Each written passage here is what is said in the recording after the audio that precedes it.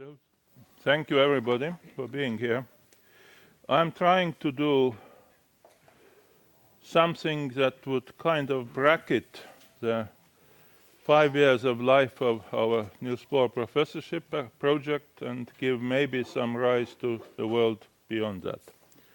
This is abstract that you have seen in the paper. I do not dwell on it. So why did we come here, the group of international people? To have a feast. It's for some years I call it Babette's feast, but not exactly of the form of the film and the novel, or the short story, but an intellectual one, and we have done it. We have had a feast, intellectual feast. Our caravan arrived in 2013, and of course the important issue is to see what we did, how we dealt with different borders, how we overcame them, how we bypassed them. What happened? This was the very beginning when we arrived. That was a very nice little moment from 2013. And of course the question is who was guilty. These were the two people who were guilty. One of them is right here and still guilty. The other one is not here but also still guilty. So it was for me a total success of writing a grant, major grant in 20 days and even getting it. I thought that Danish efficiency is enormously high, only to later understand that it is only locally high in some places. We started relatively small. What was the question? Well, the question was, interestingly enough, a typo. On the first version of our first book, we started to get compliments before we deserved them, and it was kind of an effort to push us beyond Niels Bohr's complementarity principles. And I think that in our 5 years we have successfully managed to do the latter. We went to work, and we went to work by, of course, in organized ways. How else can you do it? We established 4 cores for our center: epistemology, urban cultural psychology, creativity, and intervention and globalization. In the first 2 years, this structure nicely collapsed. It had worked very well in another center in North Carolina, Center of Developmental Science, which included 5 different local universities and about 20 interested faculty members. But when we transported the same idea of different cores here, we saw a very interesting phenomenon. Everybody started to take interest in epistemology, methodology, and all of the empirical side cores kind of started to either stay small and even vanish. So at a certain moment, Martin is asking me which of these different visitors and people could belong to which cores, and we suddenly found out that one core was totally oversubscribed, the epistemology one, and everybody else, we had to push them into some place for reporting purposes. So the natural interest was towards epistemology and methodology, and I think it has continued this way up to now. So many interested people started coming to Aalborg from all over the world. You are here as a good demonstration of that continuity.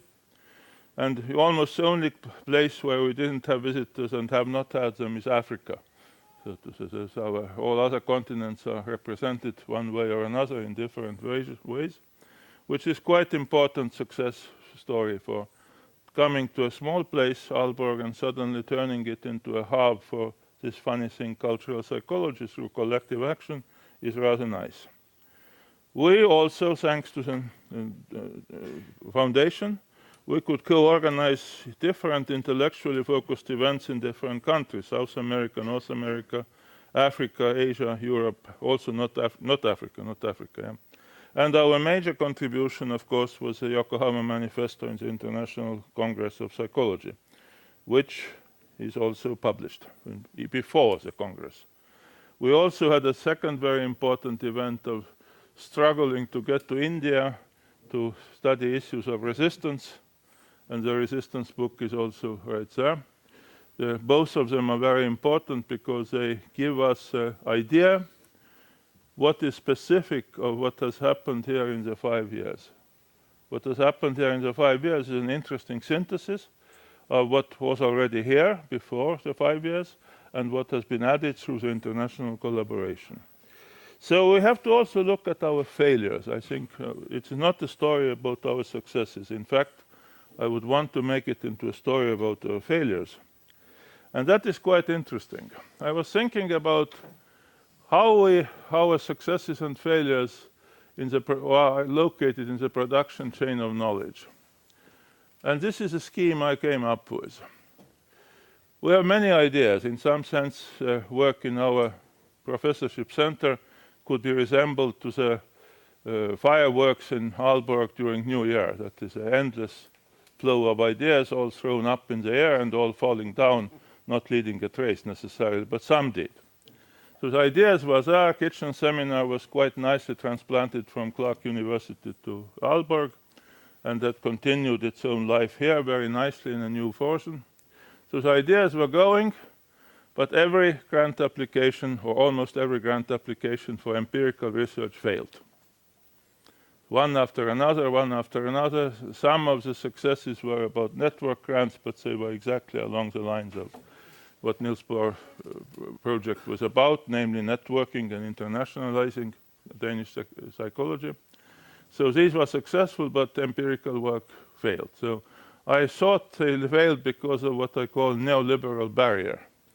I like the notion of critique of our education system as getting under the influence of neoliberalism. I think the funding system for science is also deeply neoliberal, in the sense of being proud of 90% rejection rates in grant applications, rather than being desperate because this is an example of social censorship of almost any new idea that could be developed. But what we did quite creatively was to jump across that barrier. So instead of hitting our heads too much against the barrier and getting hit back, failing, we started to organize different workshops, winter, summer schools, and of course the annual lecture series here. And this gave further impetus for ideas of people and further international collaboration. And the ideas, as advanced, met with the interest of different publishers to establish new publication frameworks. So by the combination of visitors and publishers, we have created something that very few places in academic world have: freedom. We have created almost absolute freedom for the present moment of cultivating any new idea, if it is worthwhile, and bringing it to the public domain. This is not a minor achievement. This is a major achievement because it nicely bypasses the neoliberal barrier, because the neoliberal barrier assumes that empirical work there is everything there is, and you need money to do that, and do that in very big quantities and so on. And if you don't do that, then you have no ideas. It's a simple model of inductive generalization of science. Now, we know very well that inductive generalization doesn't work in science, but administrative procedures, of course, nicely assume it does. So the result is the barrier is nicely in place, but you can bypass it. And this is exactly what I think how our failure in this left part of the story is actually our success, or at least the route for our success. So I come back to the notion of why the barrier is there and so on. So I would also make a very strong personal claim, which I hope none of us would dare to agree with, that psychology needs no new data. There are too many data accumulated in psychology. Most of them I consider basically irrelevant for understanding basic processes of human culture and psychology. Therefore, the neoliberal model works very powerfully, but works very idle. It doesn't produce novelty, it produces repetition of existing ideas, or very slight low-level novelty maybe. So instead, what is necessary is a careful rethinking of its theories and general methodology in a coordination with phenomena. This is actually Einstein's approach to accumulation of empirical evidence, and I think in some sense in our 5 years we have one way or another followed that approach. So we are, of course, faced with major challenges, as anybody. So some Danish students came to our master's program, thank goodness. We established it, and the cultural psychology master's program exists. But where are the international students? They still haven't arrived, and in 5 years I have not got a very clear answer why this is not possible to have international students. There are different explanations, but somehow I still don't understand it. It's my intellectual incapacity. And of course, they all ask a simple question: what can we do with cultural psychology? And in all honesty, we tried to answer that question, and we keep trying to answer that question, but I am not so sure we succeed. There are many ways to do it, but we have probably not succeeded very well. One of the ways to try to do it is to emphasize that cultural systems are necessarily added to the existing system of psychological dynamics. Let us say Dewey's reflex circle on the left side, with a specific regulator, cultural regulator, which creates bifurcation points in our lives. You can see about social normativity of psychology. You can think about different aspects of meaning construction in psychology. Whichever way you think about it, we're talking about some specific add-on that goes beyond the behavioral side, behavioral dynamics, and that leads to particular possibility of bifurcation processes. I also started to take interest in the history of where our cultural psychology actually comes from. And this is actually discovered after I finished my Lecture1 text, because it turns out that in the very, very first writing on differential psychology by William Stern in the year 1900, that is 11 years before his classic work on differential psychology, 1911, he already started to build the link between Psychologie as well as with cultural psychology to come.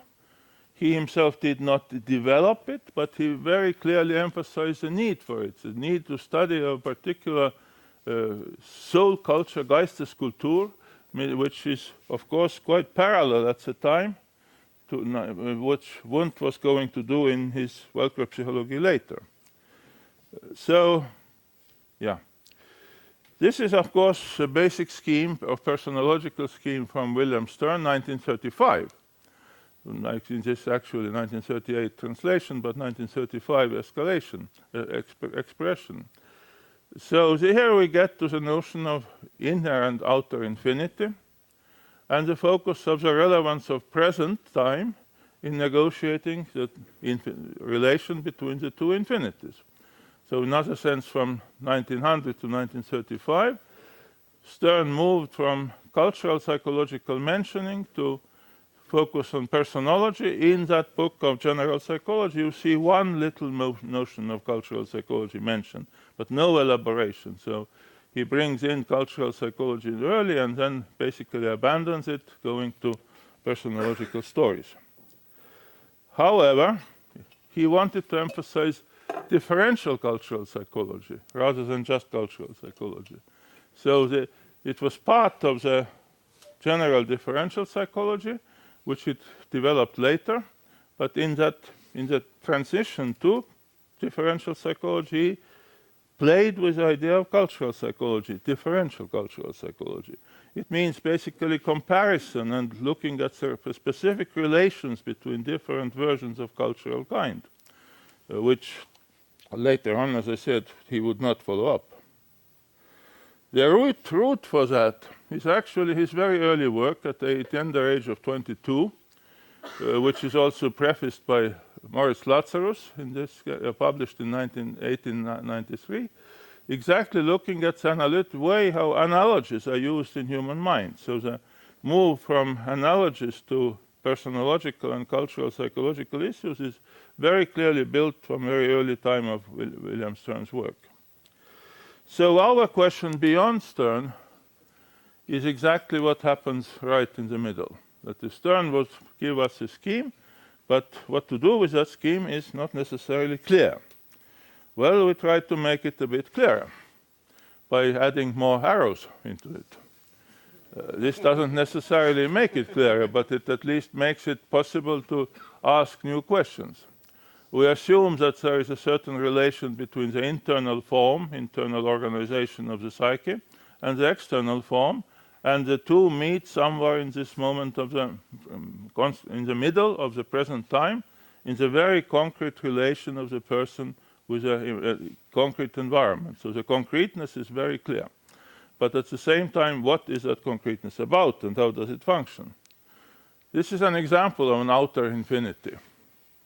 Concrete form created outwards, where you can see obviously that we are talking about trash can or recycling center. The move from trash can into recycling center is an example of outward form that is creating out there. But of course, you as a passerby or you as a producer of trash, you are pushed towards a classification of that trash into recyclable objects, which means the trash becomes valuable. And your moral obligation is exactly to perform the classification and put right things in the right places. It means that the external form, as this has been developed, becomes to relate to a counterpart of your internal form, which involves a moral need for classification of objects that you are throwing away rather than just abandoning them anywhere. Well, you can bring this particular external form very close to the body. This is an example of micro-ornamentation of one of the end symbols of our bodies, the fingernails. This is as far away as from a body as you can go. That is Theodor Lipps would emphasize all of the aspects of the endings of the body in terms of symbolic coverage.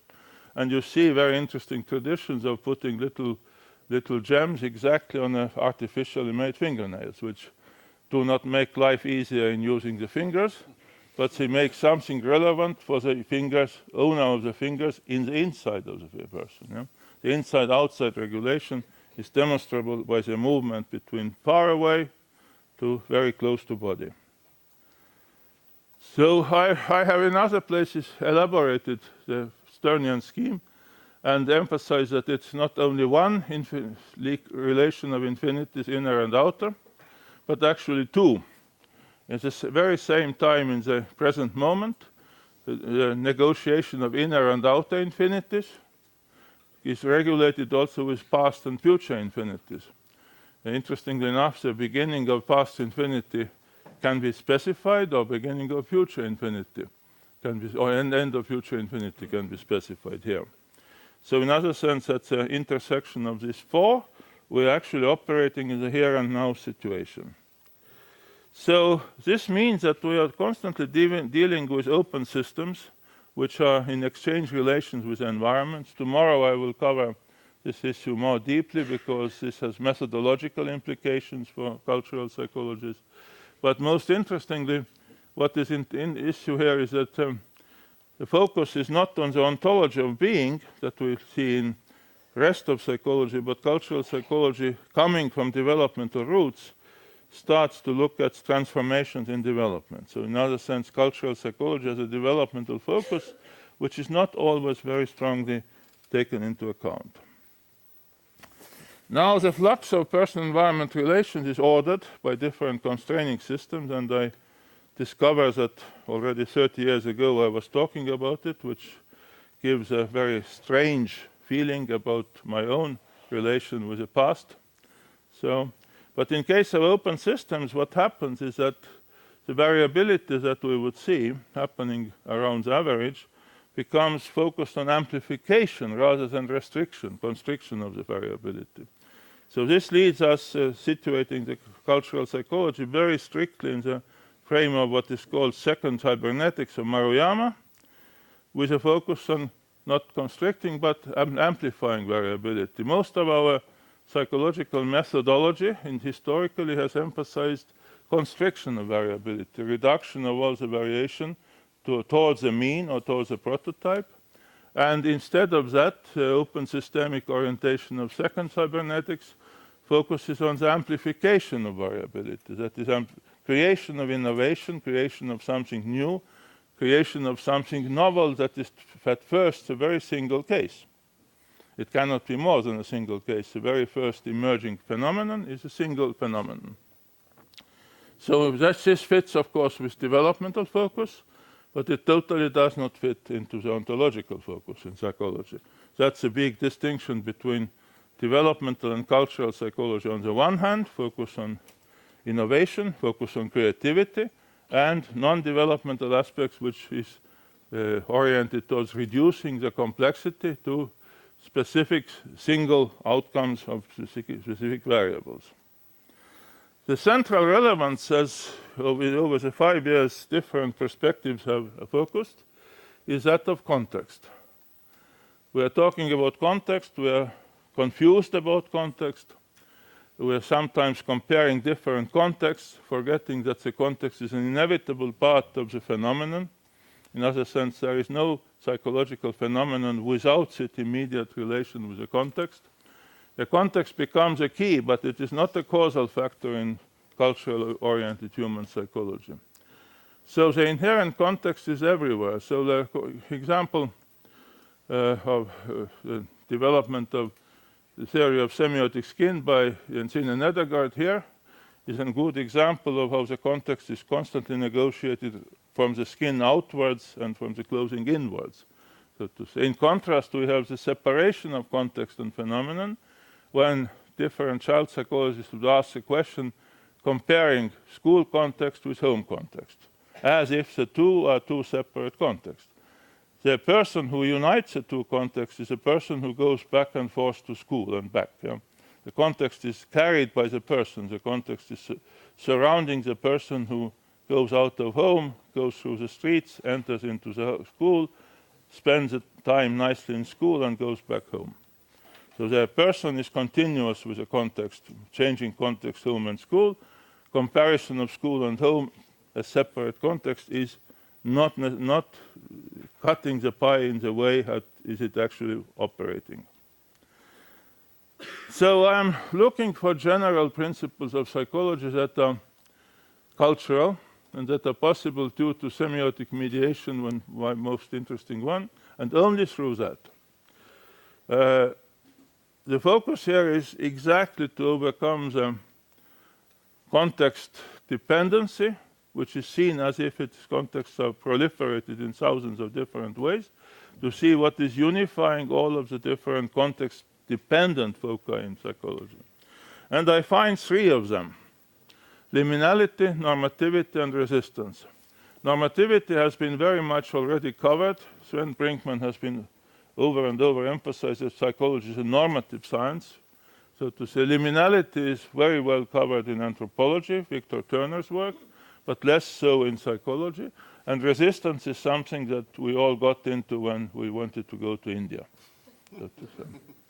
So what does it mean? The principle of liminality, as defined by Turner, is applicable also in very specific way in our immediate relating with environment, especially when we look at this relating in an irreversible time perspective. Without that time perspective, we might not see that very clearly. In every moment in our life, we're negotiating our relation with the environment. We're actually negotiating it in time, moving towards the next moment, time moment. So this is always a liminal state, which doesn't have very clear structure. We are constantly operating between present and future, exactly not being able to know what will happen in the immediate future, and therefore open to innovation exactly there. So the liminality is guaranteed by our developmental focus in life and by time. So this is exactly what leads us to the notion that Paul Stenner in one of our volumes emphasized. We are not just composed of finite actuality. Human nature always exceeds its proximal concrete particularity and weaves it, as it were, with another kind of invisible thread, the infinite possibility of the not yet and the not yet not here. So the dynamics of not yet and not yet here is exactly the question that our liminality focus is oriented towards, and I point out that this liminality will be present everywhere in the world, independent of the specific cultural framework you would see. It's present in our lives here, It's present in the lives of people in New Guinea. It's present everywhere you can go to. So we're talking for very general principles of cultural psychology. There are borders on liminality. Of course, there is a particular set of possibilities ahead of time that we cannot yet fully understand. There is co-regulation of this. Our work of our doctoral student Sanna Schlieve is very interesting in looking into the specific ways of adaptation in another society, adaptation of specific moral normativity in another society, so to say. So in other sense, we have many alternative pathways to look at when we are dealing with issues of normativity. And now we come to normativity, which the roots of normativity, of course, have been around and have been emphasized in different versions. But what is quite interesting here, that inventing various sciences like psychology, it is also in itself an act of normative kind. What happens in our normative psychology is exactly that we create certain norms that we then start to regulate our own ways of thinking about psychology. Sven has pointed it out very clearly, and I think this is a direction we have in 5 years developed a little further, and it is of course a direction that is very relevant.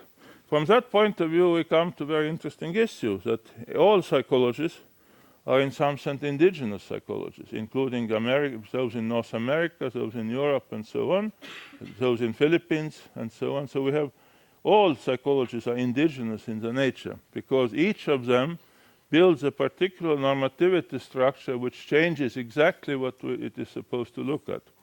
So we can analyze our own normativity structure in different ways, and we will try to do it. And the third principle that I want to emphasize is that of resistance. When in our physical world one billiard ball hits the other, it leads to the displacement of the other billiard ball. This is a physical reality that you can test very nicely in any moment. However, when it comes to biological systems, and any systems up from the biological one, something very different happens. Some impact by, let us say, the particular agent A towards a particular other agent leads not only to the non-action of the other one, but actually counteraction by the other one. So you will see exactly the resistance and overcoming of resistance, counterattack, so to say, in this phenomenon. This is a totally important biological and psychological issue, which in regular psychology is not taken into account. In regular psychology, you do not see this particular focus emphasized. That particular impact on some kind, behavioral or cognitive or whatever, would actually lead to the counteraction rather than action as such.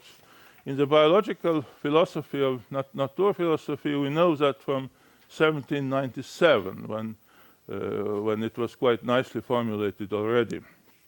So, but of course, in psychology, things arrive relatively late. So the concept of resistance is intricately tied to the focus on directionality within the phenomena. So in order to talk about resistance, we have to assume that the phenomena we're talking about have some inherent intentionality in them.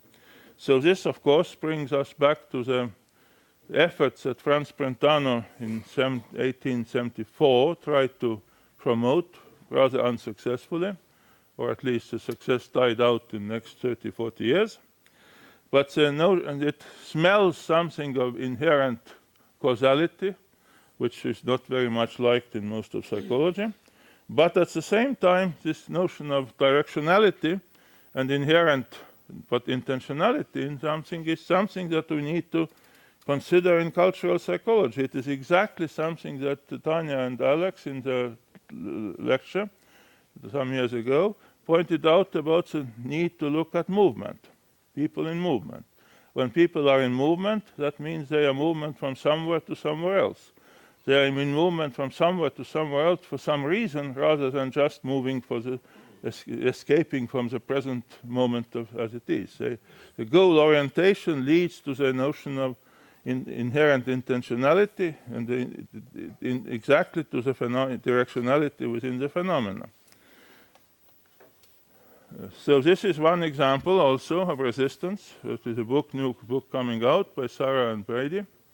We're exactly looking at projecting the resistance into macro space of cities, into the terms of street art and art in general. And of course, this has a more basic structure to it. So, as you know very well, the world is filled with people who try to get us to do something. And for example, they very simply suggest that we must get something, but I say I want it, so I'm happy to comply. So that is a result of kind of expected from most of our causally oriented psychology. But what about the case when there is a suggestion, get something, and you deeply do not want it, and decide that you will not get it? So that leads actually exactly to resistance and to the counteraction, or at least neutralization. This has quite important implications in social practices. For example, in practices of trying to introduce new action schemes into existing social contexts. I am quite nicely referring here to Mia Glendus's work in Greenland. We're looking at specific educational intervention in Greenlandic schools. She had the possibility to go back to the same, look at the outcome of the same intervention program 8 months later, only to find out that none of it worked. But the interesting part of that none of it worked was not that it didn't work, but what had happened. Some of the teachers she was interviewing would say, well, yeah, I remember what you came and tried to teach us something, but it just didn't fit. Some of them even don't remember that this event ever happened. Some of them said, well, yes, we tried, but we kind of lost it. So about the die out of these intervention programs is a very important resistance factor with the local systems. So if you want to have a particular input to a particular social system, it is not the immediate impact of the specific intervention system that is necessary, but its follow-up, maintenance of its follow-up. And that is, of course, usually has been absent. So we can talk about specific self-intentionality factor that is attached to the particular object, that is, I want X, but I don't want X. So this is a scheme you will also see tomorrow coming in, because this is what I call triple Gegenstand. It borrows from the tradition which is known in philosophy since the 18th century and more or less into 1920s, of the notion of Gegenstand and standing against something. Nowadays, a German word becomes synonymous with an object, so you hear nice stewardesses telling you that you should not forget your Gegenstand when you leave the airplane. But in the philosophical sense, a Gegenstand is a structure. It's a minimalistic structure of working in some direction under conditions of resistance. So we have, for the first, we have a direction of movement, coming back to Tanya's and Alex's point, direction of movement against particular barrier. The barrier, interestingly enough, is actually created by the same creator, which maybe is the same person. And you see that very easily in your own thinking. I wish I could do this, but I doubt that I'm able to. I wish I could do that, but society doesn't let me. I wish I could do that else, but my mother doesn't allow me. So these are generated by the very same person, both specific directionality towards a particular object, and at the same time counter vector to stop trying to get to that particular object. Now, the third aspect of the Gegenstand that makes it triple rather than double is exactly the reflexivity about it. The reflexivity about it is exactly the openness or closeness of the particular one. So I wish I could do X, but my mother doesn't allow me, but I want it. I desperately want doing X. Yeah? So this is one example of this. The person of course, creates this particular second part of the triple Gegenstand on the basis of social suggestions. And here is from Serge Moscovici's very clever idea coming in, that at the societal level, exactly it's at the societal level where the very same direction suggested to the person is at the same time counteracted on. You should be interested in sexuality, but you should not be interested in sexuality. You should do X, but you should not do too much of X. So all of this comes from Moscovici's analysis of societal structure. Here I simply take it to the level of individual in this sense.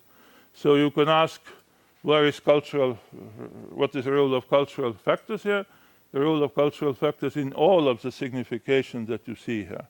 First of all, setting oneself into movement towards X. Secondly, setting up the counter block to the X. And finally, of course, a reflection upon it. What would it mean for actual work and methodology, which we come back to tomorrow with a similar scheme? Well, first of all, you will start to see the relevance of reflection. We're all very good at reflection. Many people reflect forever and do nothing. This is nicely explained by the dominance of this third aspect. Yeah. You see people saying, I wish I could be a genius, but I am not, I cannot, but I still keep wishing and wishing and wishing and wishing, telling the other people how important it is. You may notice very clearly a very interesting phenomenon in everyday life. When you get caught with talking with somebody who needs to talk with you, and keeps talking with you and keeps talking more with you and cannot stop talking with you about something that one can or cannot do, then, of course, the issue is very clearly that we are talking about somebody who is stuck on this self-reflexivity. My colleague from Clark University, Roger Bibas, when he was younger, he was actually counseling undergraduate students. Students come to him with a suggestion, I want to drop out of college. And Roger says, you want to drop out? Why don't you drop out? And of course, the particular student did not drop out. The whole function of this coming to the counselor is exactly to get the counselor to listen to this part 3 of this reflection. But when the counselor simply says, well, if you want to drop out, what stops you? Then immediately starts the question of, no, this is exactly what I don't want. I want you to listen to me, but I don't want you to tell me what I should do. That's the same. So the same applies to self-regulation 1 and 2.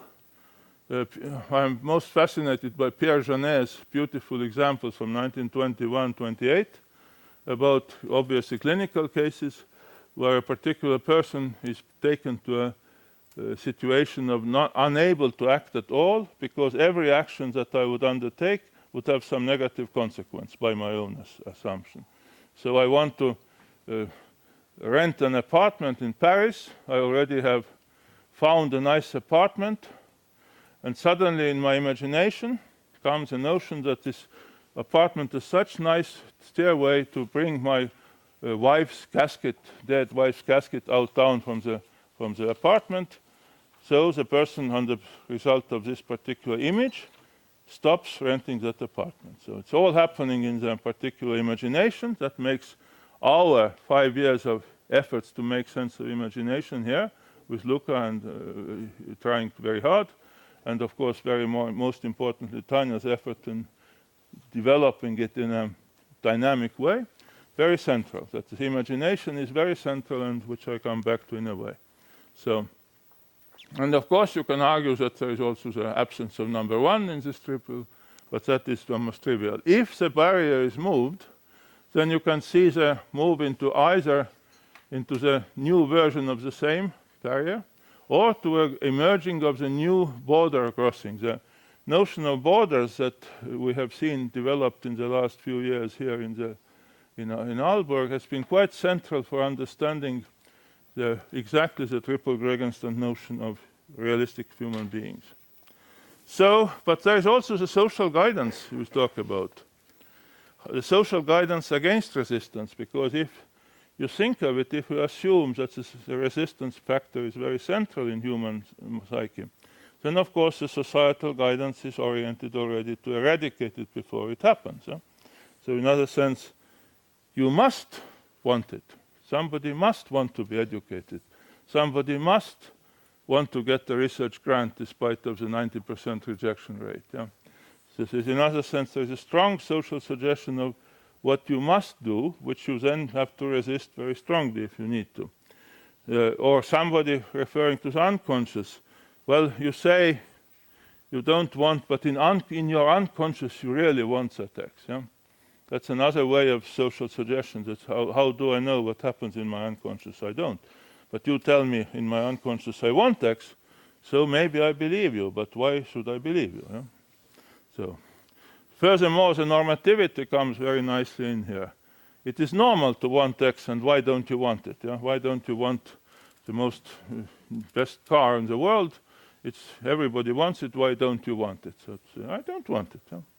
So liminality here is countered by social normativity. You see how the two general principles start to link.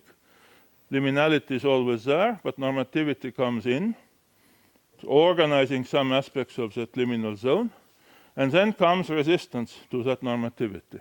That is, and the resistance to the normativity is actually the domain where you will be able to develop specific innovation. You can call it freedom from this normativity or overcoming normativity. Basically, that is a zone which is negotiable beyond the norm system itself. In other sense, when there is a particular barrier created with a counterforce, then one of the relevant issues is jumping beyond the barrier. And our example of bypassing the barrier of neoliberal kind in our successes or failures of our academic activities is one example of exactly that general principle. Now we come to the relevance of imagination. I borrow this scheme from Tanya Zitoun and Alex.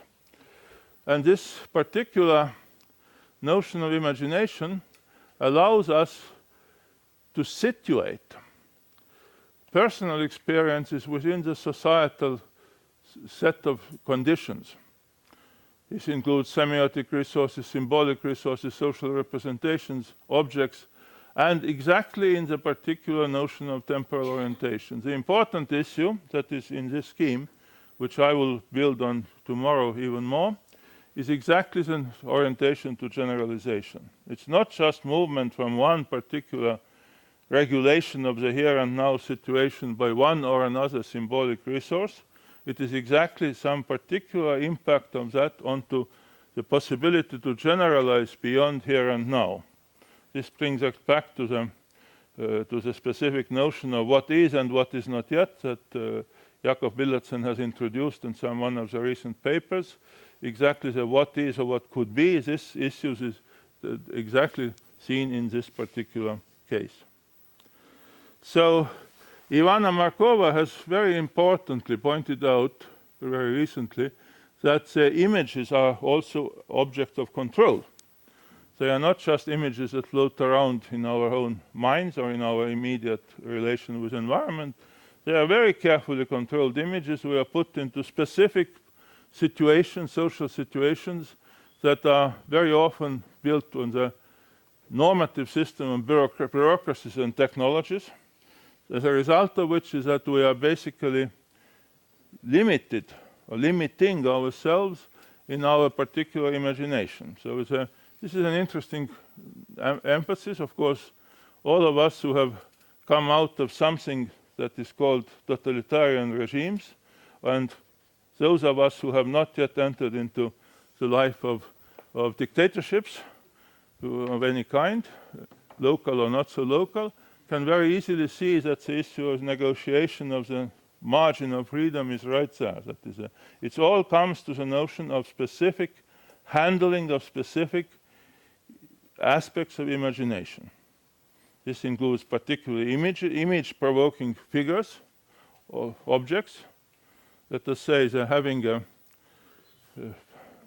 simple portrait of the president of the given government on the wall of a classroom, which is basically part of the decoration, but nevertheless a symbolic one. This includes different ways of specific homogenization of how you need to be in particular settings and so on. So all of this is part of the question of how the possibility for imagination is constantly being socially guarded to give it a specific constraints, specific limits, which are usually told do not exist. So we assume that imagination is something that we are completely free in, but Ivana points out very clearly that it is not. That is in the background of our efforts of constructing imaginary phenomena. There is a very strong and very relevant limitation of what is or is not possible. This actually carries over, interestingly enough, also to science.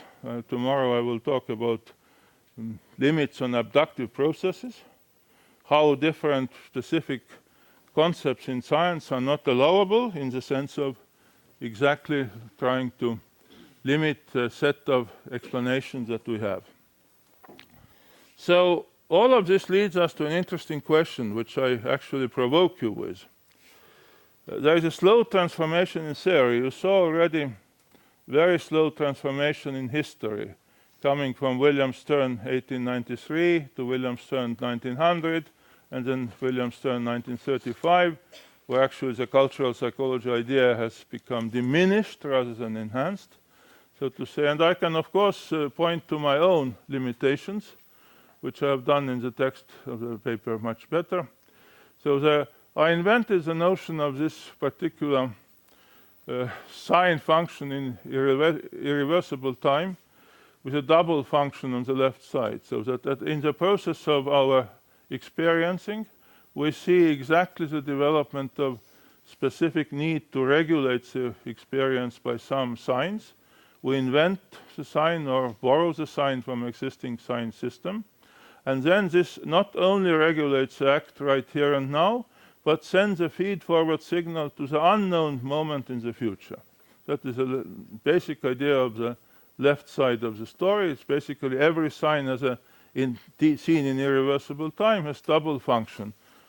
To regulate something here and now when we need it, but also to send a message to the unknown future. So the best example of it is all of your educational efforts with children, guaranteeing that the child here and now is acting safely. But this is not only the question of acting safely here and now, telling the child what is safe and avoiding dangerous situations. It's also a message to the infinite future, that the generalized message for the future would be somewhere situated to the child oneself to act safely in a particular unknown, unpredictable situation. That's a double function, so here and now and to the future. But the future part I did not elaborate. It took me about 5 years to do it, and to emphasize that this second part, the second function of the sign, is first of all takes what I call hyper-generalized anticipatory form. It disappears from a very concrete form and becomes a kind of a cloud-like phenomenon for the future, atmospheric phenomenon if we talk about it, and it starts to operate not as a direct regulatory event, but something that I would call catalytic support for what happens in the here and there in the future. So in other sense, we are producing signs in our immediate experiencing, and as we keep producing them, they are starting to set up some atmospheric phenomena for the future, which may be relevant at some moment in the future, but they are not deterministic. They are not determining the future. The future is not predictable from it. The future is loosely pre-organized by the signs. That's probably the best way to put it. So, to summarize, the cultural psychology, or at least that of semiotic mediation, which I can represent better, is coming close to becoming human general psychology of the primary focus on higher psychological processes. So my search for general principles in the cultural domain is exactly to give flavor to the complex human processes, higher level human processes, which usually are dismissed in traditional general psychology as too complex, too unscientifically approachable, and so on. I would claim that exactly the general processes are the primary object of investigation for not only cultural psychology, but actually general psychology and cultural psychological roots. You know, for example, issues of duties and rights, issues of moral reasoning, issues of specific normativity can come into the practice from the very top level and then start to be used in different versions in very concrete lives in human beings. So in other sense, what is seen as macro-level social philosophy of a sort is actually directly linkable with the psychological issues of human beings living in a given society. Secondly, the direction leads to the field beyond the opposition between behavior and cognitive orientations, because uniting those in the study of processes, developmental perspective of becoming, replaces the ontological focus of being. So the shift that generalized cultural psychology or cultural psychology as general psychology brings in is exactly the notion of movement from ontological to developmental perspective, and that movement to developmental perspective allows us to look at the potentials of the person, the personal development over time, potential of intervention, and also resistance to the intervention.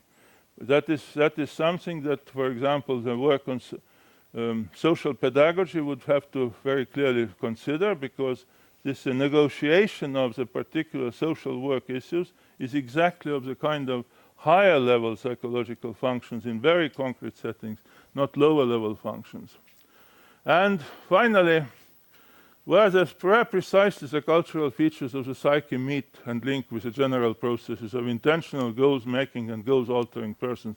This is a question my Aalborg undergraduate students kept pushing me on the last week. So I have tried to answer it. It's very important, and in doing it, I'm trying to looking at uniting what I call existential aboutness of being, which is a basic awareness, not verbalized, as I put it in verbal terms, but it's not verbalized.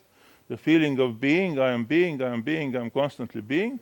But this being is actually a process of existential existence, so to say, put into time frame.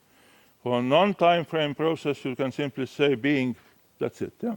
But if you put it in a time frame, then it becomes a constant loop that constantly feeds further into the notion of being. It is totally non-verbal. It is totally, because it is very basic, very existential. It is only feelable in our immediate sense, but not yet cultural. It becomes cultural when each of these particular segments becomes linked with different predicates. So not only the feeling of aboutness that I exist, but I'm happy, I'm unhappy, whatever. But then all potential of adding new predicates to that cycle. That comes at any moment. At any moment we're adding some predicates. I'm happy, I'm unhappy, I'm an absolute genius, I'm a total failure, whatever. These are all characteristics. The cycle, adding the predicates, leads to particular statements about myself. Notice that the statements are ontological. Yeah? I am that. But I am not really that. I am making myself into that by adding the predicates. Even more so, the adding of predicates leads to particular actions. And here is a linkage of the cultural adding of predicates with activity action theories of different kinds. The specific adding of predicates leads also acting in accordance with these added predicates. And here is something, let's say, we can talk about adding ethical self-reflexivity. As a good man, I will do this and this. As a bad person, I should go to counseling and so on. As somebody who wants to drop out from your college, I should go to the counselor who tells me, why don't you drop out? So the action generation is in parallel with the predicate adding. If you link it back to the triple Gegenstand notion, then you easily see how the adding of predicates can both lead to action and also block the action. So the predicates can come in different places in the particular general scheme. So to summarize the basic issues, this is how I would consider the higher psychological functions of meaning-making, intentionality, will, resistance, and so on, linked with a lower general psychological function, sensation, perception, emotion, and behavior. Obviously, behavior is a last aspect here, because behavior is in principle indeterminate. Behavior may characterize only half of our psychological functions. Namely, you cannot observe my behavior once I intentionally suppress it, for example. So you can only observe it, what I have done, but you cannot observe what I have inhibited from doing. So you can observe me acting, but you cannot observe my wanting to act in some direction. So the interesting issue is the cultural aspect can bring the two sides together. Starting from above, starting from meaning-making and intentionality, we can start looking at willful perception, willful orientation of emotion, willful ways of acting, behaving. And this leads us to very interesting phenomena, like pilgrimages, which I come back to tomorrow a little bit, people involving in self-harm bodily action, different kinds of self-flagellation that have been there in history of human societies, sometimes in private, sometimes in public, so to say. So there are very many specific aspects of person acting on the basis of the higher psychological functions. All the heroes of wartime are basically operating on the basis of higher level of mentality rather than the lower ones. If the lower aspects were to dominate without the higher aspects, many of the events that we do not like will never happen. So to final points, to have enough time for discussion, cultural psychology has been a powerful catalyst for a number of epistemological innovations that different Aalborg-related scholars have proposed over the last 5 years. So that is a positive side of our 5 years, no doubt. That is people who have kept coming back here, who have been here, who take some ideas further, have really benefited from that. That's the progress is governed is quite slow. It's of course governed by recurrent dialogical relations with existing traditions. For example, our dialogues with the so-called mainstream. Nobody knows exactly what the mainstream means, but we are ready to dialogue with it anyway. But by dialoguing with the mainstream, we're actually taking away from something else. We're taking away from the possibility of developing new ideas that simply ignore the mainstream. We are creating mainstream as a border for us, ourselves. The mainstream doesn't care about us, but we care about the mainstream blocking our development of new ideas. So it's a nice excuse not to develop ideas further. But it's an excuse that is natural in this triple Gegenstand notion. It's not artificial. It's not that you don't want to. It's the issue of creating the triple Gegenstand in particular way. Likewise, the complaints about mainstream. As you see in psychological discussions, very often endless complaints about how bad is the mainstream, how restrictive it is, how it doesn't allow me to do this and this and that and so on. And my answer to this is exactly the same as Roger Bibbas had to the boy who wanted to drop out of college. If the mainstream doesn't let you, then you just do it. Yeah? So in other sense. The methodological restructuring of the research practices is visible on the horizon. In different versions over the 5 years, you see a number of new moments of methodological innovation coming collectively from all of the people linked with Aalborg storytelling. But nevertheless, they are not yet established. We'll continue discussing that tomorrow in Lecture 2. That's why it's divided, the Lectures 1 and 2. First is kind of general summary of what we have or have not achieved in 5 years. And the second one would be the kind of effort to go forward, forgetting about mainstream and so on, and what does it mean to do it. So I think in this sense that the intellectual international feast will continue, at least tomorrow and hopefully in the years to come. So thank you very much. That is probably all that I wanted to say today. Yes, I think so. So I think we have many possibilities for discussion.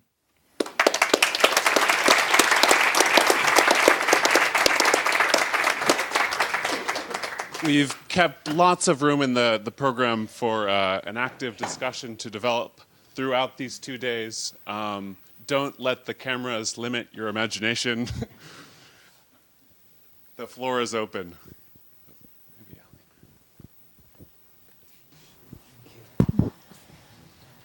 Well, first I want to congratulate Jan and Brady and others here at Aalborg. I think you have achieved a great deal in a very short amount of time. So it is a tremendous achievement. Well done.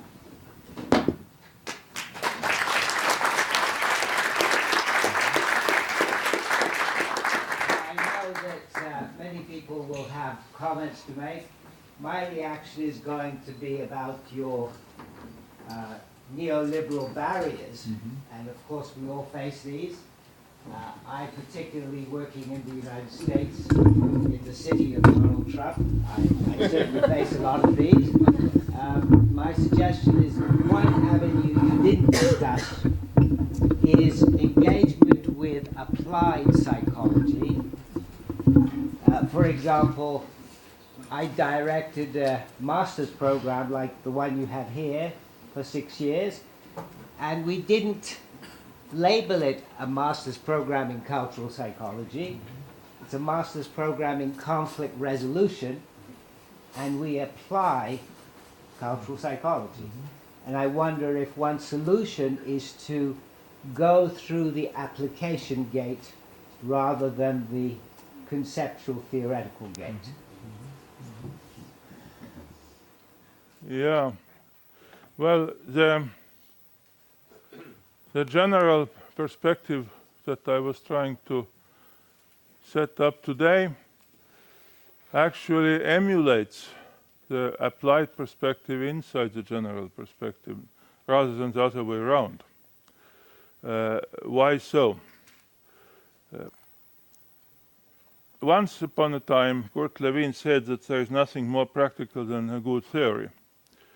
And I think that this basic statement is still very true. In order to build, for example, a successful intervention program somewhere, it is not the issue of intervention that is at stake, but actually it is the issue of maintenance of what you do, maintenance of the dialogue with what you try to intervene with, linking with a particular context that you are encountering when you do it. So in this sense, all of this is very practical and very applied. The examples I was giving you from your own experiences in life of how you deal with resistance are actually very applied. They are concrete, very concrete. I'm bringing them as close to everyday life as possible, maybe closer than any research project actually would do. So in this sense, this is all directly applied to very concrete social processes, including our own life in 5 years here. How can it be developed further, following what you were saying? It seems that the important issue is indeed to answer the question of our master students, what can we do with this culture and cultural psychology? And I think the answers are not about concrete methods taken from cultural psychology to social practice here and now, but actually entering the social practices and understanding the specific functions of these social practices here and now. And this can, let me try to give an example. When a particular institution says it wants to improve its social environment, social atmosphere, the question is who makes a decision? The head of the institution or the janitor of the institution? Obviously, the head has all the power to bring in consultants. The janitor has absolutely no power to do that. But it may be exactly the janitor who will be able to give you the key to where the actual innovation could work and where it can fail. And the head of the unit may want you to intervene only for the sake of declaring to one's own superiors that we have had this intervention program involved.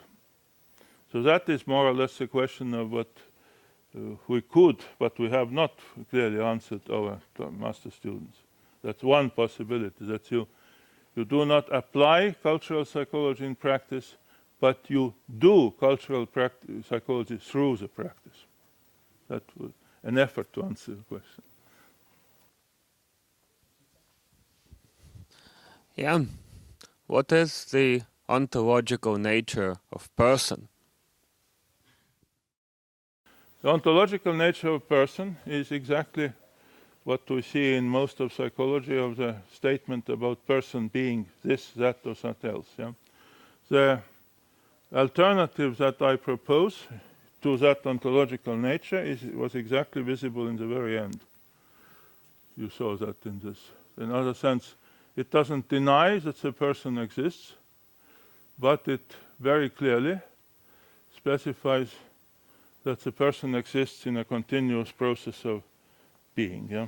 Continuous process of being, which means becoming next I am, and I am. This would be the move from fixed ontological statement, I am this, to the situation I am, to which I can attach predicate. Other questions? Oh, yeah. Hi, I just was wondering, in your model, Jan, where in your model, what's for me still a bit unclear is where in your model would you locate some things like affect and emotion? Could you maybe say a bit about that? Yeah. The I am cycle I'm talking about is affective cycle of being. So the affect is in the center. Instead of being a nuisance, which it is usually from cognitive perspective, I'm taking it into the very center. And the cognitive perspectives are built upon the affect, not the other way around. So the assumption is that our living existence is affective first and cognitive after that, not the other way around. So almost everything you saw in the specific models, for example, the sign making and sign impact for the future, is basically generalizing, hyper-generalizing affectively something towards the future. That is, affect is central rather than peripheral. Yeah?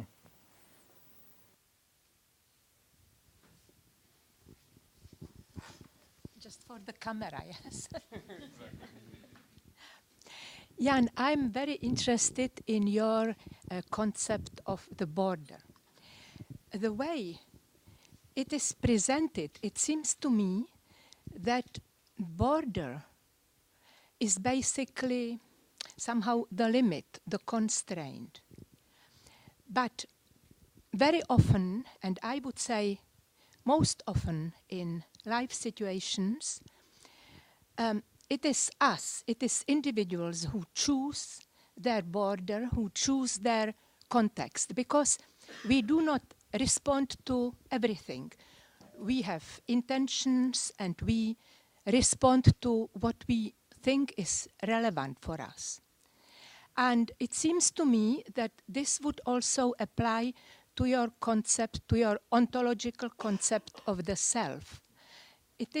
Isn't it true that you have, I am this, I am, and I go forward, but how do you involve this context and environment? Because what you said at the beginning, and you even didn't have to say this, that the self and the environment is the axiomatic feature of whatever you do.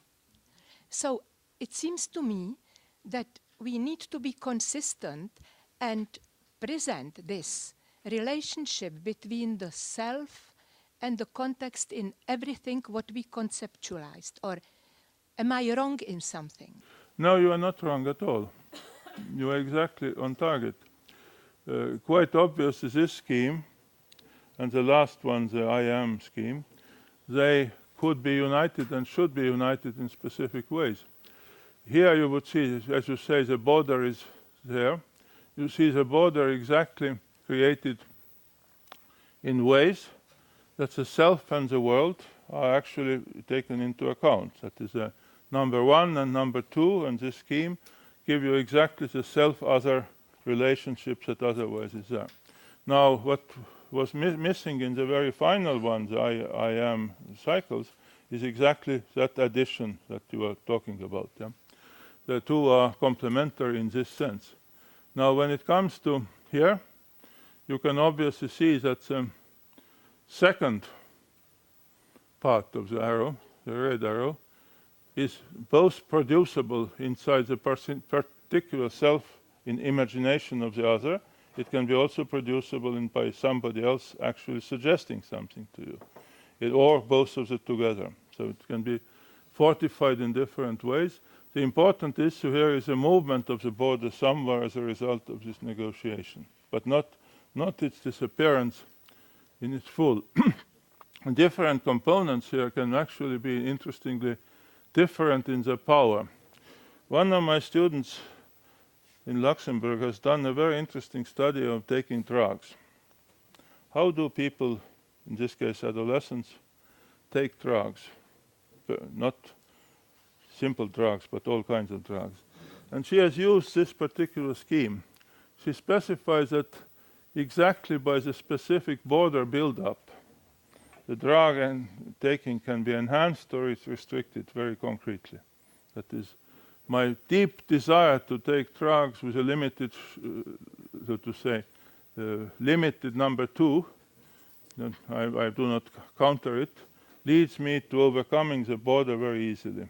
In contrast to very strong build-up of the border, which would counter my desire to take drugs and actually block it. And I find an explanation why I don't do it. So in other sense, there are multiple versions of the, so to say, the specific construction, reconstruction, building the border, diminishing the border, that happen in the immediate life world of a person, in the here and now situation. That is, so that would be an extension of it. Yeah. Because what is important in this interdependence is in this this is a co-development which you yourself emphasize, in which both the self and the border develop and change. And this is probably the most important, feature again, one of the most important features of cultural psychology, this movement which is really always about both the individual and the environment, rather than only about the one. And this is also what is fundamental for another feature which you emphasize, which is the uniqueness of this relationship, which you have in some cultural approaches, but not in all. But we can talk about this later. So this uniqueness and co-development is essential to this ontological axiom. I fully agree. Both uniqueness and co-development, the specific ways how they go together is central. And in relation to this, perhaps you didn't emphasize this enough in your talk, is the role, not just the role, but the fundamental nature of language and communication.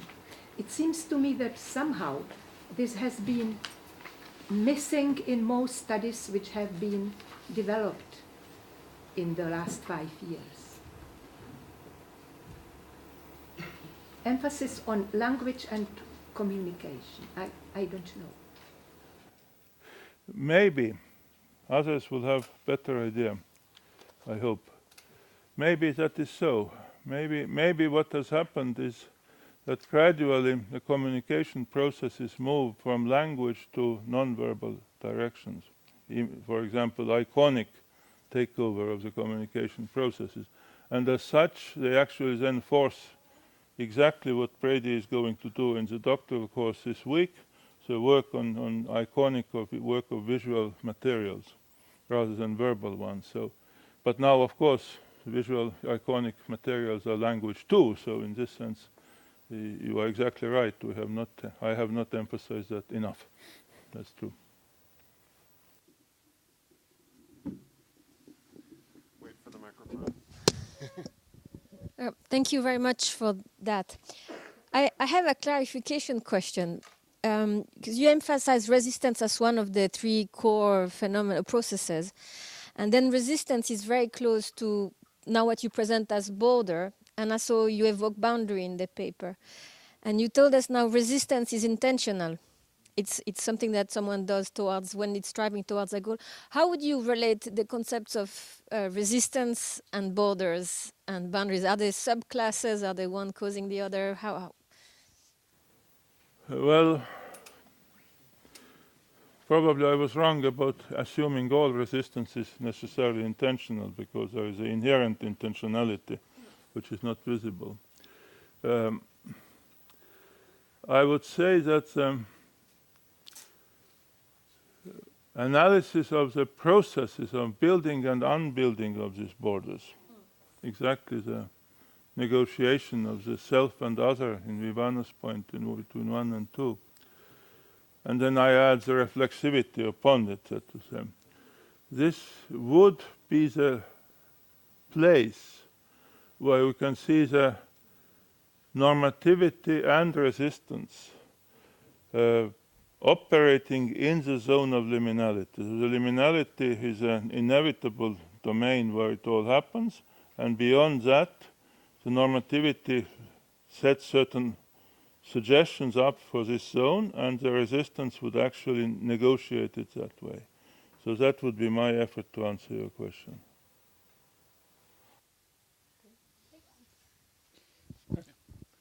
Thank you very much, Jaan. I'd like to follow up on some of these questions about the border, which I find very interesting as well, and try to get a clear idea of what that is. So I can see borders operating. We spoke about you spoke about the border at the edge of the skin, the fingernails being a sort of border, and maybe is that the elementary border. Then we have borders in the world with windows and doors. And then, of course, we have borders in the mind, normative barriers, taboos, and so on. And I wonder if you could just say a little bit about the relationship between those borders and barriers operating both in the world, on the boundary between me and the world, and in my sort of semiotic world. Thank you. Yeah, quite obviously, if you go back to the very beginning of the talk, the focus of the inner and outer infinity is very central, so to say. Remember the special scheme of the outer form and inner form coming together. Maybe I will find it even not so long time ago. This one, yeah? So this is an effort to answer your question. So you don't see borders here, you see only the forms moving in and out. But each of the forms constitutes a particular border. The reason I was showing you the fingernails was not coincidental. The fingernails, as well as any other end symbols of the body, are still in the external world, still in the world of external infinity, but their function is already internal. The particular knowledge about the fingernails, the particular knowledge of feeling about the fingernails in the persons who has decided to have them, is exactly the kind of internal story about the story. Now, the very concrete elaboration to answer your question of the internal borders would be an interesting study of what happens when the fingernails are broken. The feelings about the broken fingernail, the feelings about the soiled fingernail. In other sense, somebody has very carefully set up the fingernail polish, and in the everyday life, necessarily one day or another, one moment or another, this particular polish will get destroyed. And this would be exactly the specific moment when we can start to look at the internal functions of exactly that. You can carry that over to other aspects of human immediate body contact related cultural objects, for example, underwear. In an interesting study that was done actually by Christian Jansen here some years ago, in some of the interview studies you find out that a particular person, female, goes to university knowing herself, but nobody else knows that, yeah? That her underwear is not matched in color. She can stay in the university half a day and then rushes back home to change. Nobody knows that externally, only she knows that. For her, the particular crossing of the border of unmatching underwear is basically very central and leading to specific action. That is going back home and changing it. So this would be some examples of how the borders are paralleled in the outside world and inside world, and on the border of borders, which is actually the notion of the connection of the body with a private body with a public world. You will have probably better examples in even more dramatic aspects of external borders out there and internal here. But I think the general way of dealing with them is exactly to look at the moment when there is a certain decay of the border, not active abandonment of the border, but some kind of coincidental decay, coincidental violence to the border, and how that external border violence starts to modify the internal one. Well, maybe it's a good example here, as I'm thinking about this. How many of you have had the experience that somebody has burglarized your apartment, or somebody has stolen something from your handbag and so on? Anybody has that experience? Okay. What is the feeling after you discover that? That somebody has taken whatever and has left, and you will never find it. Your personal world has been violated physically. But what happens in your internal world? What has happened in your internal world? You feel about it, your specific border in the affective domain has been violated. I would say that for some time, if I talk about the experience of having apartment burglarized, for some days at least, the apartment does not feel home. Yeah? Nothing has happened, something is stolen. Yeah? But you know that somebody has been here, has violated my space, and that feeling is exactly that is kicked our border here in myself. Nobody else would understand it unless you tell the story, of course. So that would be some example of the coordination. To summarize or to generalize to answer your question, these would be exactly the methodological questions to answer. That is exactly looking at the moments of coordination of the borders outside with the borders inside, not separately, not only depicting outside borders or inside borders, but exactly the dynamics of the relation of the two, acting upon the outside and then having the specific affective consequences in the inside leading to acting in the outside again.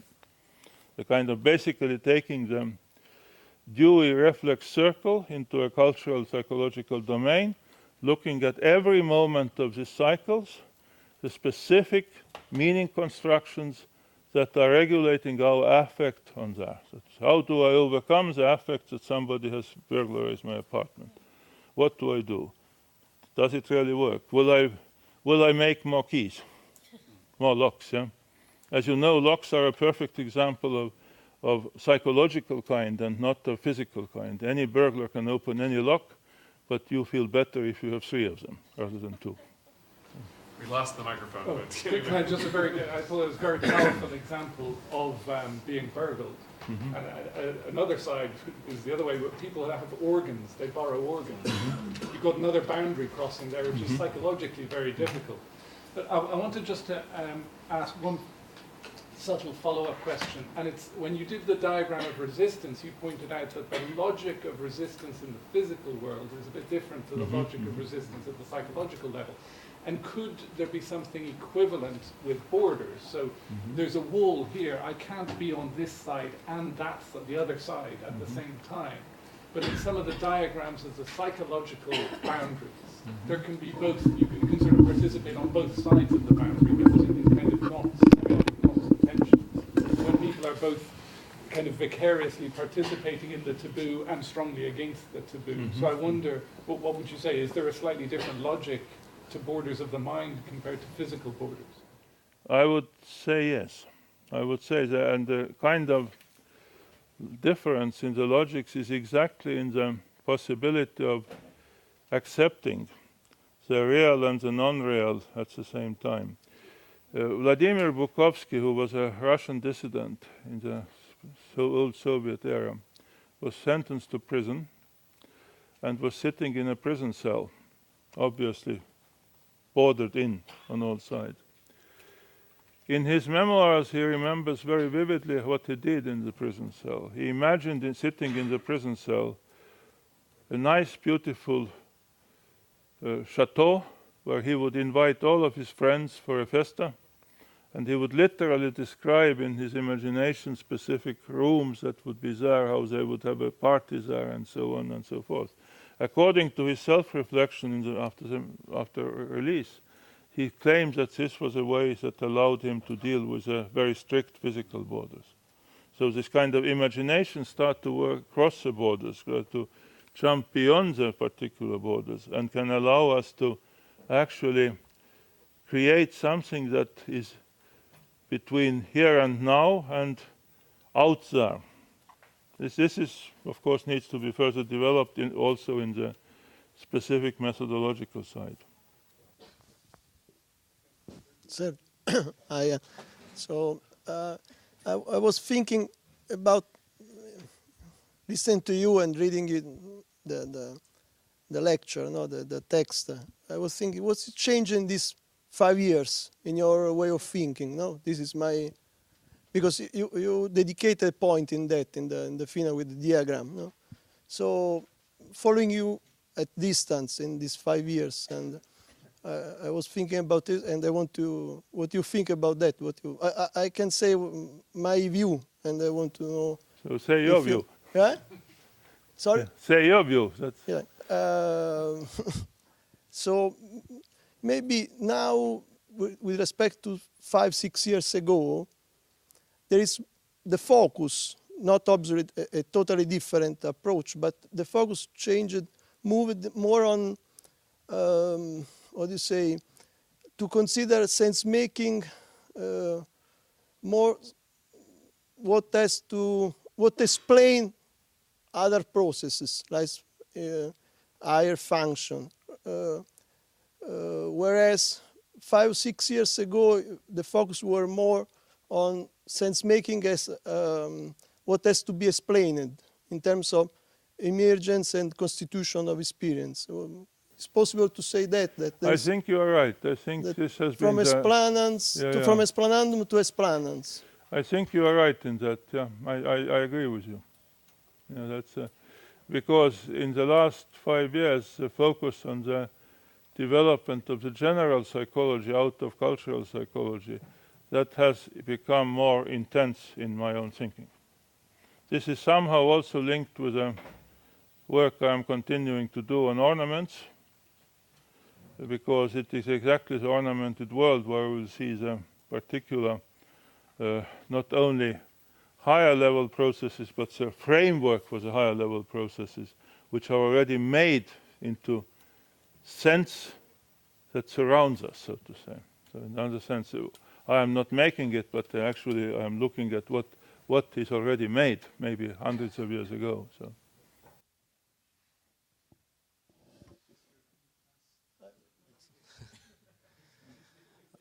Well, I have a question, a broad question about what we discussed here, and about the text too, concerning the issue of the other. Usually we see in cultural psychology some theoretical production that departs from the I or from the self, and then the culture is something that starts after. Or for instance, when you put in the picture I being, and I being is not yet a cultural thing, but when you add some semiotic meanings, then culture starts to guide human experience. And I'd like to hear from you maybe how can, if you agree that the I being can also be understood as a product, a late product of culture, because in my understanding, the self or the I emerge as a product, a cultural product. We as a person, we are already from the very beginning a cultural product. So, and part of our role in the culture is to understand or figure out our role in that culture that we don't know or we never fully know. So I'm trying to connect this the I being as a cultural product, and the role of the unknown, and the other not only as someone that we resist or we agree, but someone that we don't know, and there is a cultural process. What's the role of the other in this cultural model you put here? Yeah, you ask very difficult questions. They are difficult not because they cannot be answered, but they are difficult because they can too easily be answered. The too easy answer is, of course, the self-other relation is very central. And this follows somewhat what Ivana was bringing in. But the more difficult question that is embedded in it is exactly how does the other come into being? Especially if you think of the I am cycle from the very beginning, from the basic existential notion of being. You say that we are cultural from the very beginning, but what is the very beginning? Where would the very beginning be? Let us conventionally assume that there is a very beginning, independent of where we locate it, so that to get rid of the question where the starting point is. So there is a beginning, and we are cultural from that beginning onwards. Now, how are we cultural? The other starts from my making the other. That is my notion of culture being in the person, not person in the culture. And this is now a big distinction, because I think almost out of all of the cultural psychological systems that now exist, I am probably the only one who strictly emphasizes that the culture is in the person. It's constituent of the person. And I try to emphasize where it is in this I am scheme. Now, it is also here.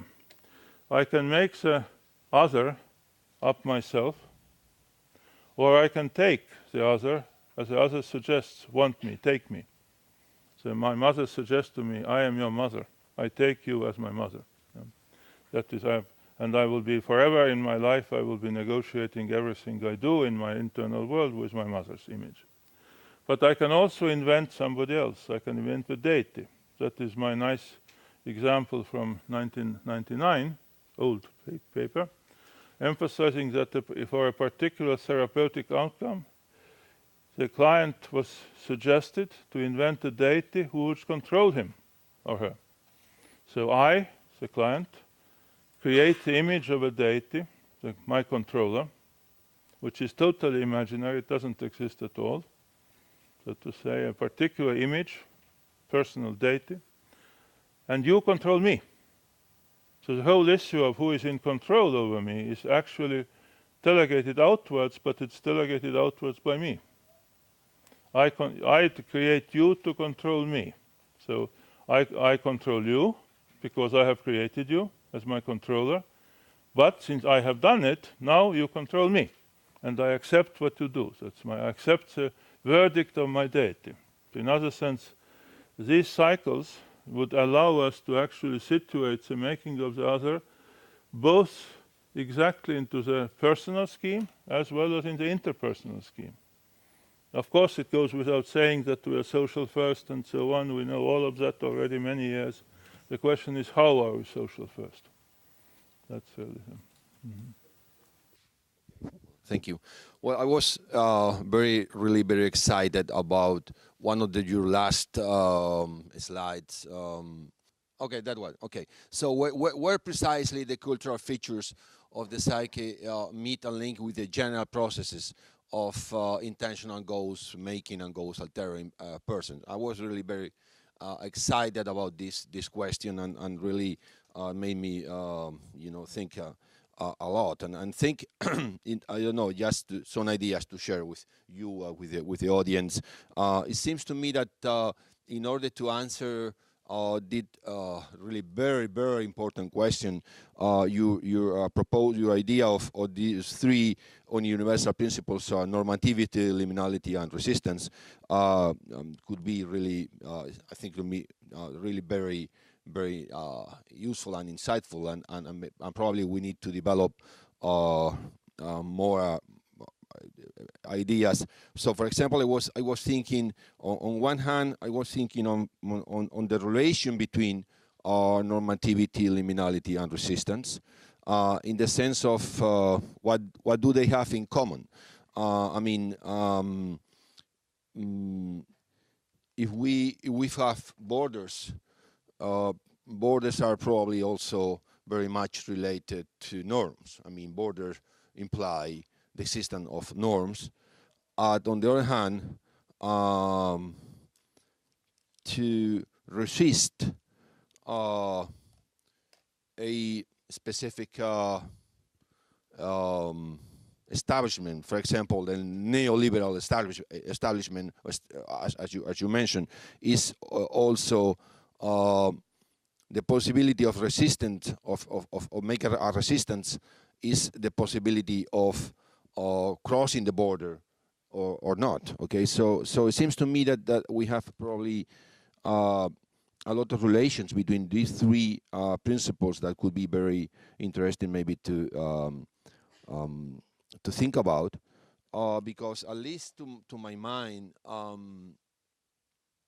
I think if we would like to, for example, think of what kind of universe is being offered now by this neoliberal way of life, is very, at least to me, is very, very contradictory. Because on one hand, it's really very difficult to make a resistant or to cross the border. For example, I'm thinking just about social mobility. There's no social mobility anymore in Western countries. So that means that social groups are really prevented to cross the border, because social mobility is a very essential way to cross the border. Okay, so belonging to a group, and your son is going to belong to another group. Okay, but now there's no social mobility anymore. So social mobility is probably a feature of the past. But on the other hand, we have an enormous and intense immigration, and immigration implies social mobility. Probably not the best social mobility could be thought of, but implies social mobility. And we have one of the biggest immigration processes in the history of mankind. So I don't know. It's very, very contradictory, it seems to me, the situation we have. Probably we have to think a lot. Also, we have a kind of revival of Puritan sexual norms, but at the same time, we have also that the situation that more and more borders in sexual behavior is being crossed, or is being accepted, a big diversity of sexual activity. So it seems to me that we have a lot of work to be done here. Okay, so because the situation, in my opinion, is kind of very difficult to understand, at least to me. The last part you mentioned fits very well with this triple Gegenstand notion. The more there is an effort to cross the borders, there is a counter often. The first question you asked posed is very interesting, because I was starting to think under what conditions one of the three parts, liminality, normativity, or resistance, can be eliminated. Let us imagine that we introduce a total social normative control system into the liminality domain here and now, total normative control of the here and now setting. Maybe the next moment it changes, but now it is total. And at the very same time, we persuade or silence the resistance. This combination would necessarily reduce the liminality zone to almost nothing, and you will have total determinacy of the obeying person acting in the ways that suggested them. So that is, of course, there's a practice to it, which is called military discipline, in a way, that all military systems would operate in one way or another in this way. That is, you should obey the officer, and all of your liminality here and now is completely normatively determined here and now. So The same would apply to totalitarian regimes, as Nirvana pointed out, or at least efforts by them. They did not succeed in eliminating resistance. They set up the norms, but the resistance they couldn't eliminate. So that's one example. What about if we eliminate normativity and leave only the resistance together with a liminal zone? But then there is suddenly nothing to resist. You have to invent something to resist in this liminal zone. This would be the case of total elimination of social norms, the total chaos, so to say. When this would happen, most likely you would see the rebirth of new normative systems. In other sense, the resisting persons would, under the circumstances in this liminality zone, invent a new normative system by which they are going to regulate themselves. And this is my example of the personal deity. I invent you to control me. I invent a particular rule system to control you.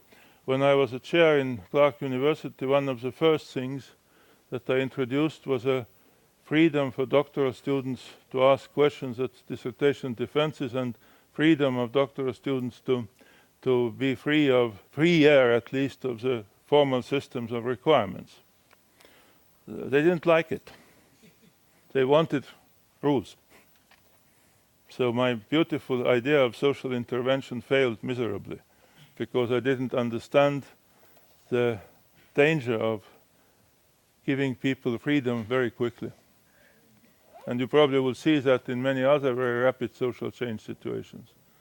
And this may be partially the example of what Brady mentioned, that Ali has been mentioning, of the notion that democratization efforts very often lead to new particular reduction of democracy to the minimum. So that may be partially linked with exactly that. So the different play of the three parameters together could be an interesting exercise to see how it fits the social realities, as you were pointing out. It would be a great topic for a commentary chapter, and like the previous events, we're going to turn this one into a book as well. So if you are inspired by some idea and would like to write a commentary, talk to me. Kevin's going to help as well, and probably Nacho. So I think at this point we will hand it over to our dean to say a few words.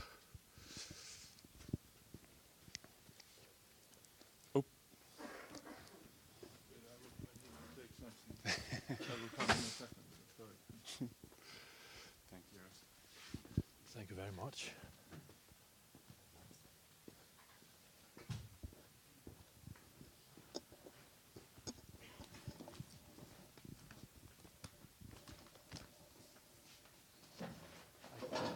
I can see I'm not the only one who needs my props, so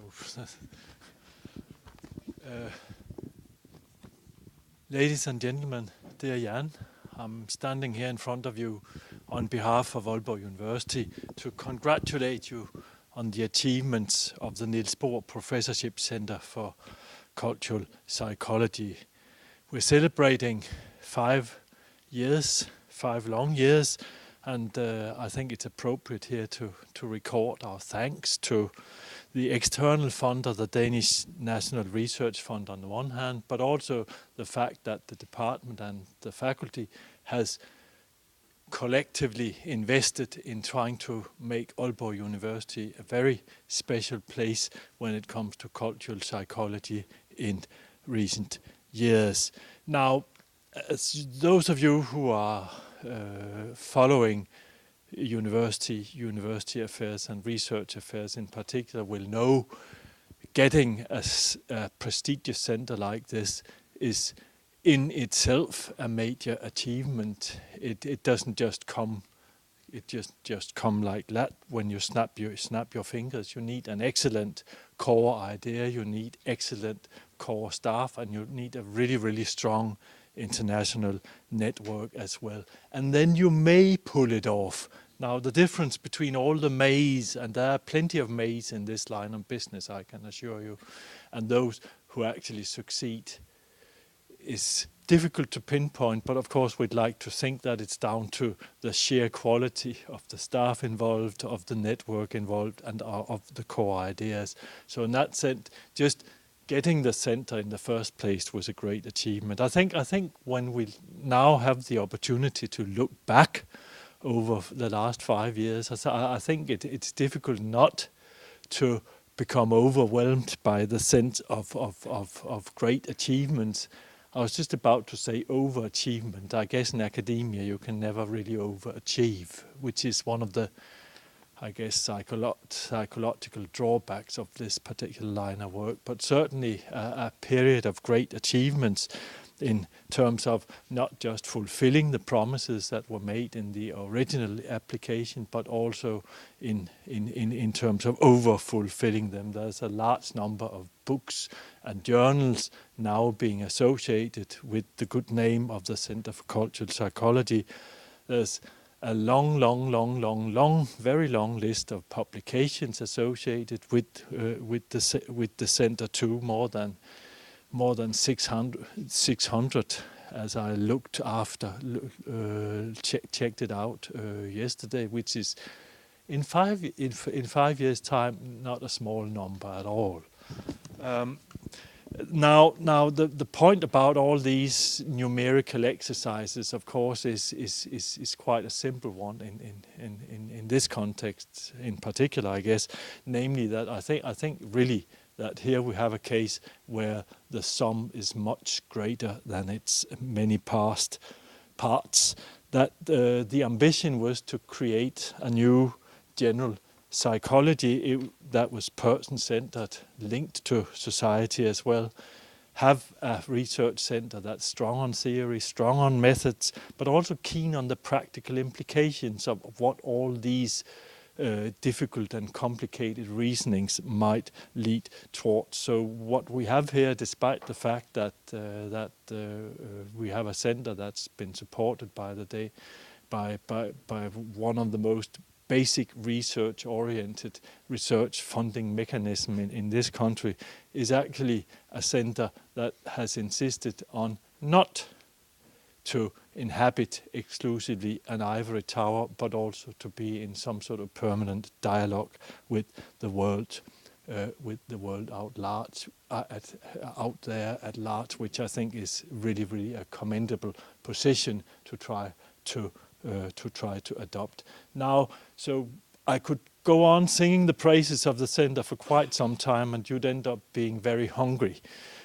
So you'll be happy to know I've got only one piece of paper with me today. What I'd like to say, and I think this is apart from all the praise that I've already engaged in, I think the biggest praise, in a sense, is also that thanks to the Center for Cultural Psychology, I think there's some broader lessons to be learned about how we go about research, how we go about organizing ourselves in modern university. I think the first point about that's worth mentioning here is that it still is, despite the speed with which everything takes place nowadays, it's still absolutely crucial that we manage to create think space and talk space for ourselves and each other. And I think that in many ways in modern university departments also requires us to think about how we organize daily or the rhythm of the semesters and so on, so that we actually create the space for us to allow ourselves to think and to talk to one another. The second point I'd like to stress, and I think this is an important point perhaps in this day and age as well, is the fact that again these scientific achievements have to a very large extent been a collaborative endeavor. In other words, it's not just a question of one or a few persons' outstanding intellectual capacity, it's very much a collective effort to bring these things about and bring them to fruition. So the idea of creating strong and dynamic groups around which that we build our research development in the future, I think has very much been underlined by the positive experience of this particular center. Finally, I think that's perhaps one of the things that's, I wouldn't say unique to this center, but certainly something that I think is worth highlighting on the back of it, is that what we have here is a combination of a very strong international network on the one hand and solid local embedding on the other side. It's a combination of the international on the one hand and the strong local embedding on the other. And I can't help. This shouldn't be an occasion for polemics, but I very rarely get cross. However, I did get cross last week because this was one of these examples where you gradually see the various types of adjustments to the policies of how do you become integrated in Danish society, how do you become a Danish citizen, and so on and so forth, where it then it turns out yet again that on the one hand we have a minister who says, ooh, but we must aim for more Nobel Prizes and so on, and ooh, it's very important to draw in international talent, while at the other hand they strive as best they can to make it at least as less attractive for people to come here, as less attractive to learn the local language, as less attractive in terms of the chances of actually, if you should like it here, actually staying on and so forth. So there's very little link between what government says they want us to do on the one hand and then how they behave with some of the other hands. And sometimes, frankly, it just gets up my nose. Now, having been... that was a digression, I'm sorry about that. The final word, the final thing I want to say is just this. I'm looking forward for the center to have under new conditions an exciting future, not just for the center itself, which I think is a very important thing to help to try to keep develop, but also I think as a possible source of inspiration for similar ventures in the future. So without further ado, I'd like to say congratulations, really well done, and good luck for the future.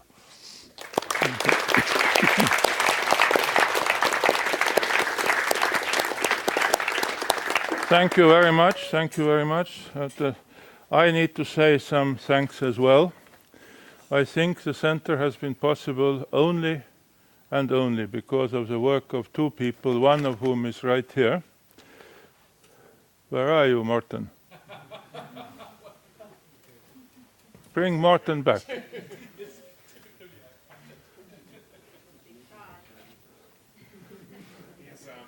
care of sandwiches, but he's coming. Okay. You ordered vegetarian. Without Morten in these 5 years, this center would have done nothing. Because in the very center of all of it has been Morten's very careful, very caring, and very forward-oriented organization of all of the activities we have ever done, both here and elsewhere in the world.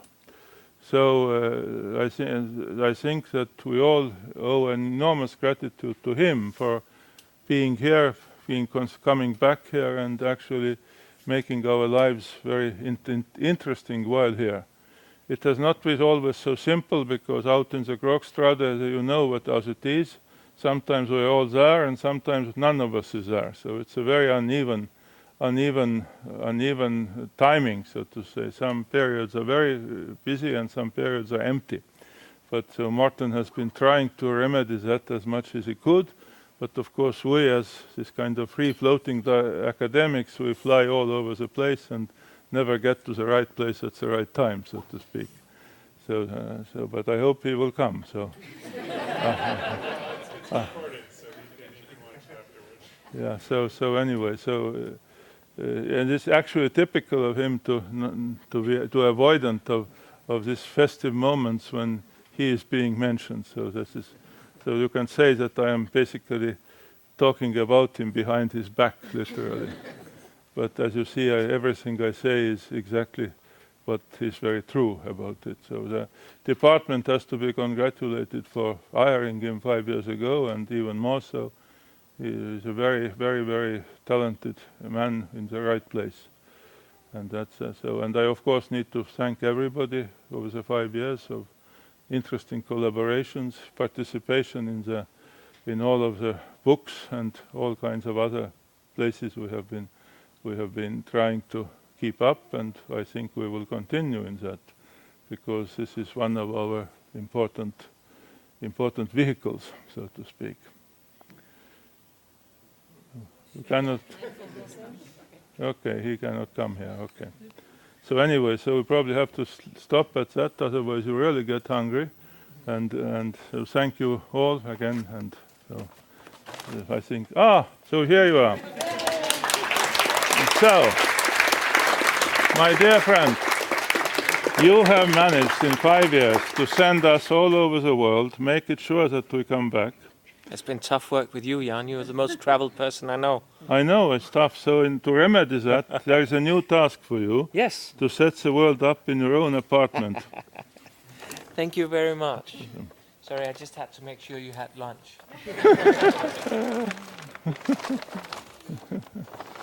So. Want me to open it now, Jaan? No, it will break. It will break. Take it home and play with it. Thank you. It's serious. It's serious. It can start to create miracles. Did you give him a hyper-generalized effective field-like sign? As a matter of fact, you could say it is that, yeah. If you get it to work. So, thank you. My pleasure. So.